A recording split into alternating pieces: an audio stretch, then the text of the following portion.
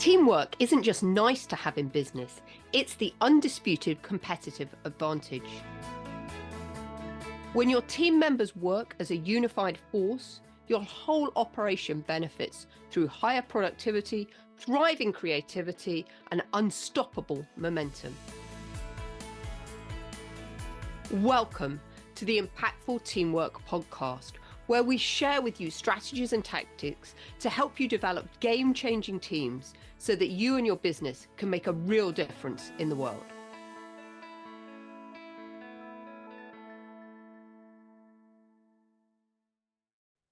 So welcome everyone to this week's edition of Impactful Teamwork. I just want to start today in a different note because I have just returned from the Reinvention Summit in Dublin, where I have been meeting with some reinvention practitioners that are colleagues of mine and have been learning more about reinvention and why reinvention is such an imperative for us to understand in today's climate. Now, as many of you will know, I've been talking for a long time about how we need to reinvent leadership for the 21st century. So that is something we're going to be diving into a little bit more today. But I want to start with some key facts and figures because some of the statistics shared, in fact, not some, most of the statistics shared at the conference absolutely blew my mind. And this is the first one I want to start with.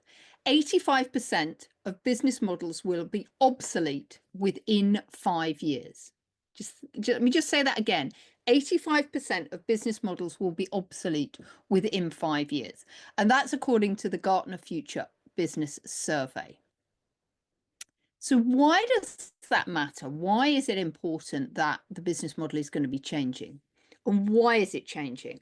The first reason is the innovation gap is accelerating. And Gartner reports that 63% of leaders say that innovation timelines are shrinking. And traditional models just can't keep up with the evolving customer expectations and technical advancements. Number two, AI is rewriting what value means. So more than 50% of professional services tasks will be automated by 2027, according to McKinsey. Again, just think about that. More than 50% of professional services tasks will be automated by 2027, according to McKinsey. So if your model relies on output alone, you're at risk. And thirdly, most strategies are reactive, not adaptive. And over 70% of leaders admit that they're stuck in outdated planning cycles, unable to respond fast enough to change, let alone anticipate it. So what does that mean for you? It means that your current business model, no matter how successful, likely has a short shelf life. It means disruption is no longer a threat, it's your daily operating system. And this is something we really delved into a lot at the Reinvention Summit in Dublin this week. Interestingly, what this means is that for some time, reinvention might have been seen as a luxury, but right now it's your only real competitive advantage in a market that is changing rapidly. And I think it's important to note here that reinvention isn't about starting from scratch. It's about building a system that continually evolves without burning out, losing clients, or getting left behind. And when we're looking at the best reinvention systems, they're ones that harness the great things from the past and pour those into the future and release all the things that were no longer serving us. So on today's podcast, I really want to talk about how we need to reinvent leadership for the 21st century and how and why leaders must evolve to thrive in chaos. Because I think we can all agree that in the fast changing, unpredictable world in which we live, leaders who thrive are not only those that rely on past successes or rigid structures or outdated playbooks. Instead, the leaders that are going to thrive in the new world need to be adaptive, forward-thinking, and continuously evolving their leadership. This is a model built on reinvention. And we need this reinvention of leadership right now, because the traditional models of leadership were built for a stable and predictable world. The hierarchical structures, top-down decision-making, and long-term strategic plans worked in an era of slow-moving change. But in a world where we operate at an accelerated pace driven by technology, globalization, economic uncertainty, environmental shifts, and societal expectations, the old ways of leadership will no longer work. We're no longer in this stable, predictable world that we were in before. So here's some more data just to drive the point home for you. 60% of businesses report that they need to reinvent every 3 years or less. And this is some research that is done by the Academy of Reinventors, which is something that I'm part of. 1 of 3 public companies will cease to exist in their current form over the next 5 years. And that failure rate is now 6 times higher than it was 40 years ago. The average lifespan of an S&P 500 company has dropped from 33 years in 1964 to just 12 years in 2027, and that's projected. And a Harvard Business Review study found that 75% of business transformation failed, largely because we're still approaching change as a one-time initiative instead of an ongoing process. And one of the other statistics shared with us at the conference was that 5 to 10 years ago, companies typically went through 2 major transformations a year. That is now up to 10 major transformations a year. And this doesn't include all the side change projects that are happening around it. So one of the real dangers that we have in business right now is what we call Titanic syndrome. And this is the danger of holding on to the past, where we think that if we cling to past success, that will make us successful in the future. And so what we do is we refuse to adapt, or we ignore emerging realities coming around the corner. So some examples, and we've talked about these previously on the podcast. Nokia ignored the shifts to smartphones. Kodak actually invented digital photography, but they failed to capitalize on it. And Blockbuster laughed at Netflix online streaming model. So each of those companies had the opportunity to reinvent, yet they chose stability over evolution, and they paid the price. And this same philosophy applies to leadership. If leaders fail to adapt, evolve, and reinvent their leadership approach, they risk becoming obsolete, just like the organizations they are leading. So how do we start reinventing leadership for the 21st century? And I want to suggest 5 ways that we do this for you. Because reinvention isn't solely a business strategy, it's actually a leadership mindset and a system. So ways that we need to approach reinventing leadership for the 21st century include: number 1, building a reinvention mindset and adopting nature's approach to leadership. So as many of you will know, I am a massive proponent of looking towards nature for solutions. And I believe that nature is the greatest teacher of reinvention. The seasons change, the system adapts, and animals evolve to new environments. So maybe as leaders, we should take inspiration from nature's cycles. So how about in winter? This is a time for reflection and renewal. This is a time for stepping back, assessing, and letting go of outdated methods. Spring, which is where we are now, is a time of growth and experimentation. It's a time for testing new strategies, encouraging creativity, and allowing fresh ideas to emerge. Then in the summer, we get to more execution and scaling, doubling down on what's working and building momentum. And then we move into the autumn, to the season of harvest and preparation, where we celebrate wins, document lessons, and prepare for the next reinvention cycle. So perhaps an idea for you is to think about how could you schedule quarterly seasons of leadership reviews, where you can assess what is needed, what you need to let go of, what you need to nurture, what you need to start doing, what you need to celebrate, what needs to be scaled. The second mindset shift we need when it comes to evolving our leadership thinking is shifting from managing stability to leading continuous change. Because I believe that as leaders, we can no longer afford to react to change. We've got to anticipate, design, and implement change. And so what does that mean? What are these shifts in our leadership thinking? In the old model, change was a one-time project. In our new paradigm of continual reinvention, change is a continuous system. It is always happening. In the old leadership model, it was all about top-down decision-making. In the new reinvention model, it's about decentralized and empowered teams. In the old leadership model, we looked at rigid long-term plans. And in the new model, we are looking at agile, adaptive strategies. And I might want to signpost you to a previous podcast we did on emergent strategies and planning with emergent strategies. In the old leadership model, it was all about risk avoidance. And nowadays, it's all about experimentation and calculated risk.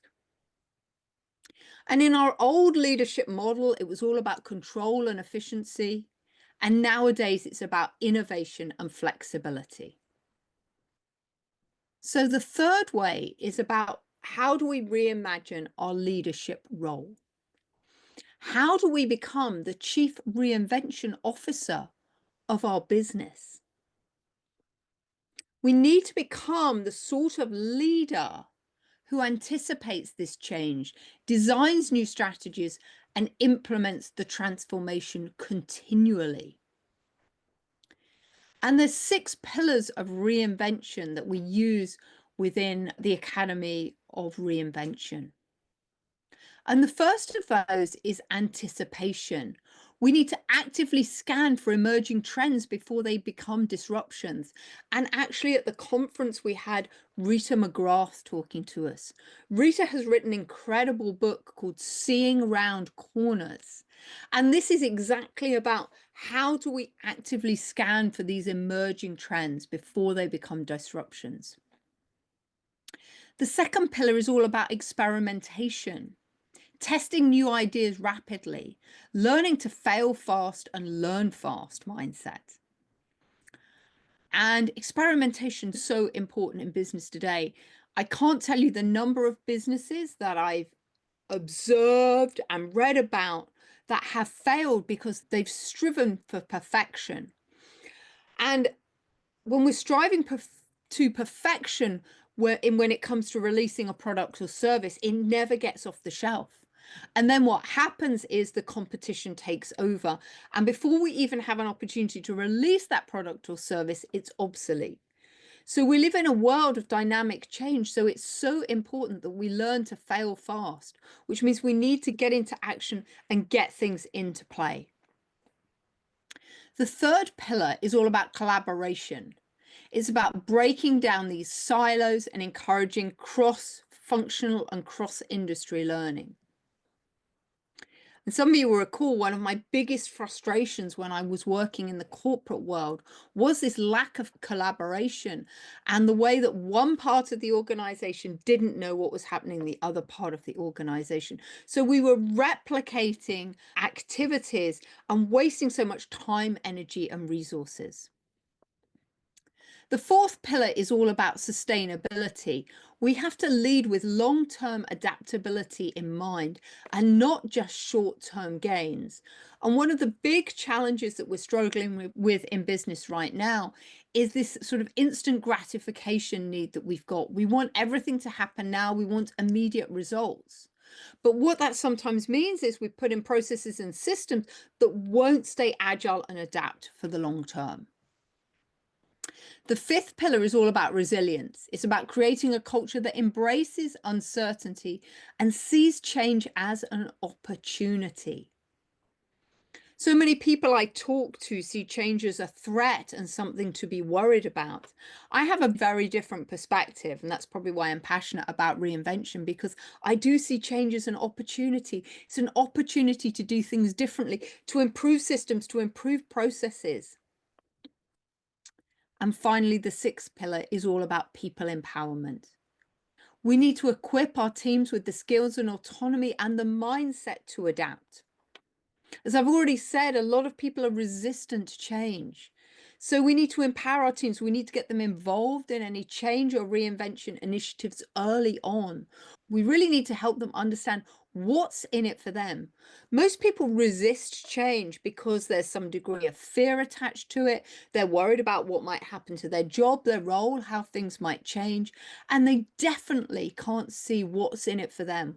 Why do they want to waste their time, energy, and resources putting in something that they don't think is going to benefit them? And in fact, this is just the exact conversation I've had with a client this morning before I come on to record this podcast. They need to put in some newer systems into their business, but their people are already maxed out. So we were discussing about how do we get people's buy-in? How do we help people see that putting in this new system, whilst there will be some initial pain, the longer term gain is much more significant in that it will save them time and energy. And it will actually make their job easier in the long term. But because we have this quite a myopic field of vision where we're just thinking about what do I need now, we can't see those opportunities in the longer term.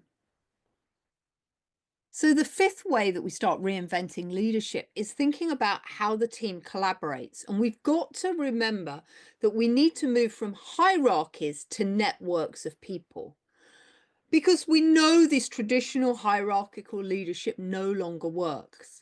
And teams today thrive in decentralized, agile, and purpose-driven environments. So here are some thoughts on how to reinvent your team structure. In the traditional team, we had a rigid hierarchy. In a reinvented and agile team, we've got flat, cross-functional collaboration. In traditional teams, we had fixed job roles. Nowadays, we need fluid roles based on strength and projects.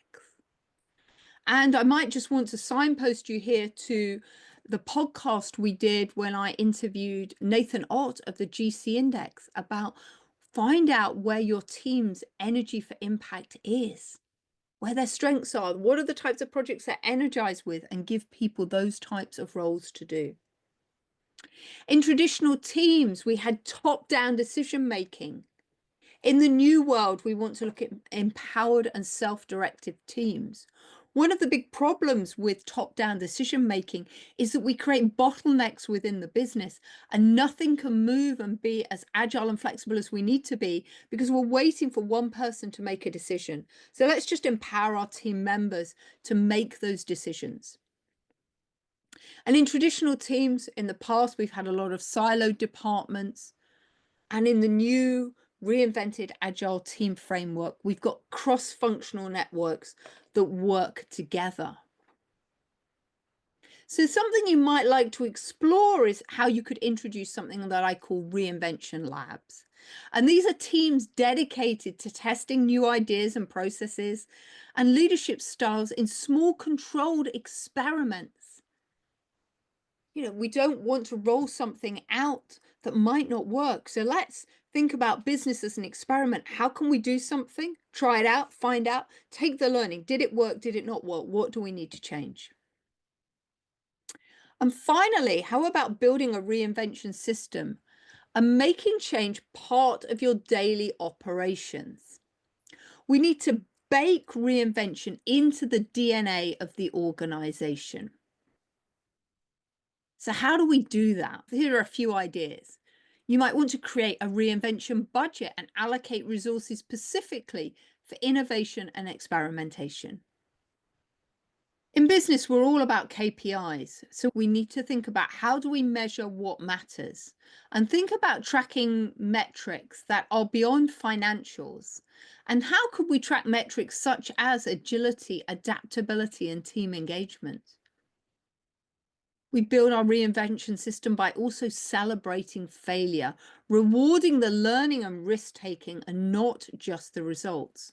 And in order for this to happen, we have to develop a culture where there is a level of psychological safety that people feel happy to try something and know it's not going to work. And fourthly, we need to make learning non-negotiable. We've got to bake continuous learning into our daily work. Continual learning, this is about having a beginner's mindset, as Amy Edmondson puts it, recognizing that we never know everything. And when we've got this continual mindset, our appetite for learning, we don't fall into the fixed mindset, which says, I know how to do that. We stay curious about finding out what is new and what is new out there that we can learn. So again, you might want to think about, is there some kind of reinvention scorecard that you could implement within your business to track how often your team is experimenting, adapting, and learning from failure? So in summary, the future of leadership belongs, in my personal opinion, to reinventors. Because the leaders of the future will not be the ones who hold on to outdated structures, methods, or mindsets. They'll be the ones that embrace change, continually reinvent, and lead with adaptability.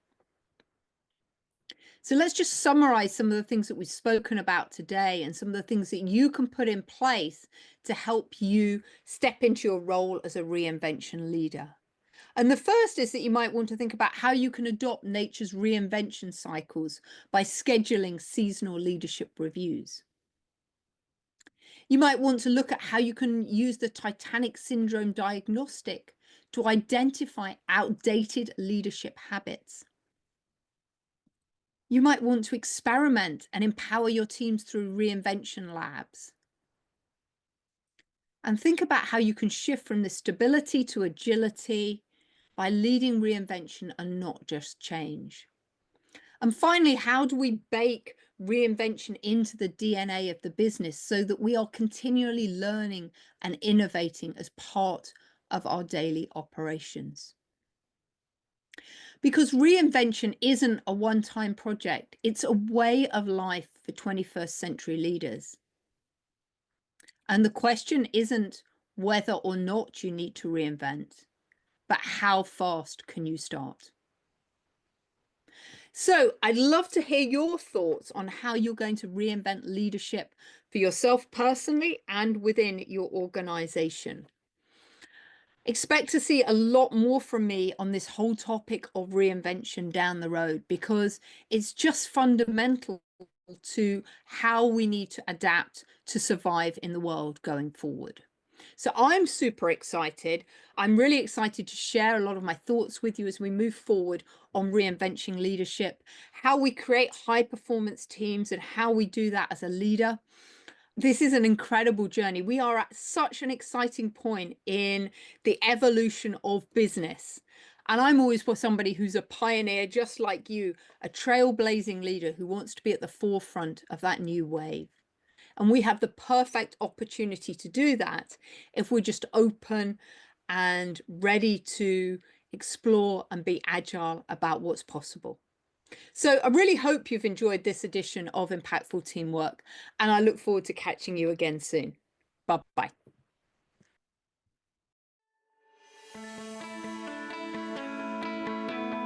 Thanks for listening to the Impactful Teamwork podcast.